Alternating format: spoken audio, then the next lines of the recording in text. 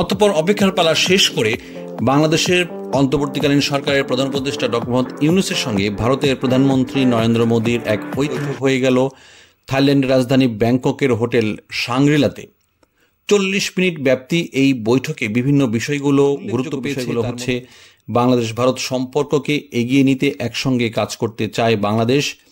এছাড়া ভারতের লুকিয়ে থাকা বা ভারতে পালিয়ে যাওয়া যে স্বৈরাচার শেখ হাসিনার প্রত্যার্পণ, অর্থাৎ ভারত যেন শেখ হাসিনাকে বাংলাদেশে ফেরত দেয় চাওয়া মাত্রই ইতিমধ্যে বাংলাদেশ চিঠিও দিয়েছে। ভারত কোনো রেসপন্স করেনি। সেই শেখ হাসিনাকে ফিরিয়ে আনতে বাংলাদেশ যথেষ্ট রকম চেষ্টা চালিয়ে যাচ্ছে।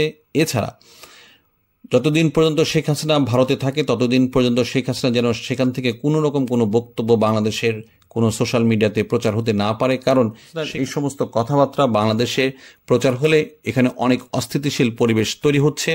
সেই উদ্বিগ্নের কথাও ডক্টর মোহাম্মদ ইউনূস নরেন্দ্র মোদীকে বলেছেন। এছাড়া তিস্তার পানি চুক্তি, গঙ্গার পানি হিস্যা যেন জিরোতে নামিয়ে নিয়ে আসা যায় সে বিষয়েও অনেক কথাবার্তা হয়েছে।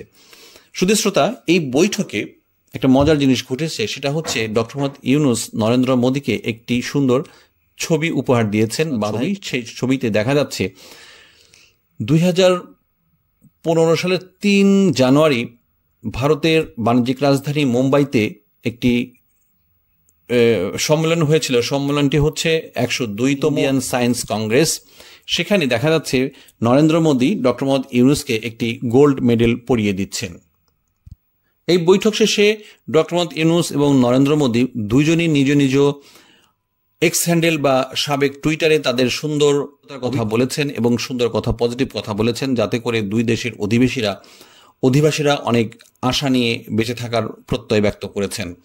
আসলে বিশ্লেষকগণ মনে করছেন এই দুই দেশের সরকার প্রধানদের মধ্যে বৈঠকটি হওয়া অত্যন্ত গুরুত্বপূর্ণ ছিল, যেটি ঐতিহাসিক মিটিংটি গতকাল অর্থাৎ শুক্রবারে এই বৈঠকটি হয়ে গেল এবং এই বৈঠকের মধ্য দিয়ে দুই দেশের জনগণের মধ্যে একটি স্বস্তি বা একটি আশা ফিরে আসবে বলে বিশ্লেষকগণ মনে করেন।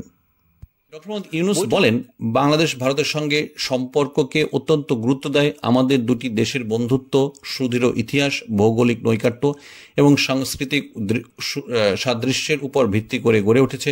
1971 সালের আমাদের কঠিন সময়ে ভারত সরকার ও জনগণের আকুণ্ঠ সমর্থনের জন্য আমরা চিরকৃতজ্ঞ।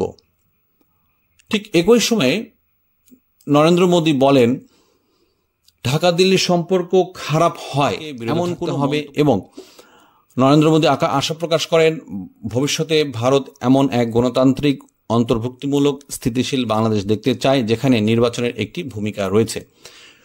শুধু শ্রোতা, আপনারা বুঝতে পারছেন যে এটি ছিল অত্যন্ত গুরুত্বপূর্ণ এবং বহুল কাঙ্ক্ষিত।